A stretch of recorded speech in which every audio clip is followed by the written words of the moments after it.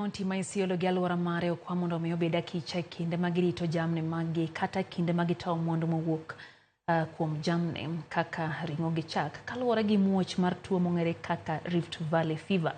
Kolose gi jofwambo e kinde mano yango apisa mopogore opogore mantiere bwo migawo mar thieth. Jalup gavana e kaunti ma Isiolo James Lowassa okwayo jopiny e kaunti no mondo omi ochwak kendo oted malong'o mwandu mawuok kuom jamni machalo kaka ring'o, chak e kind mamoko kapok gichamo kaka yor kedo kod tuoche ma kamago.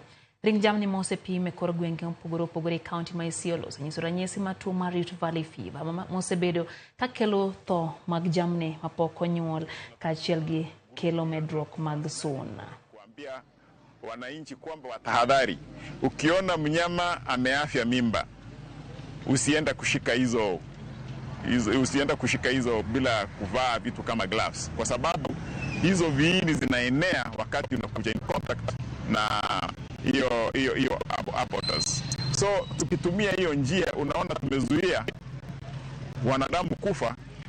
Tukafanya utafiti kidogo na tukaona kwamba kuna ugonjwa hili la Rift Valley fever, na siku ya leo ile jukumu kubwa kabisa ni kuleta mashirika pamoja na idara pamoja, tukiwa na wafadhili wetu ambao ni AMREF kama vile mnawaona hapa, Action Against Hunger, ACF, tuko na VSF, wote wamekuja kutusaidia ndio tuweze kwenda pale mashinani kuhamasisha wananchi wetu. Mwaka ya 2020-2021 tuliweza kupoteza watu 7 kupitia ugonjwa unaitwa Rift Valley fever.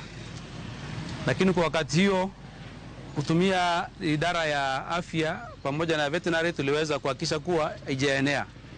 Siku karibu hiyo ugonjwa pia, baada ya kuchukua samples kwa sababu tunafanya surveillance, tulipata samples ambazo zilikuwa positive kwa wanyama, lakini bado haijakuwa positive kwa binadamu.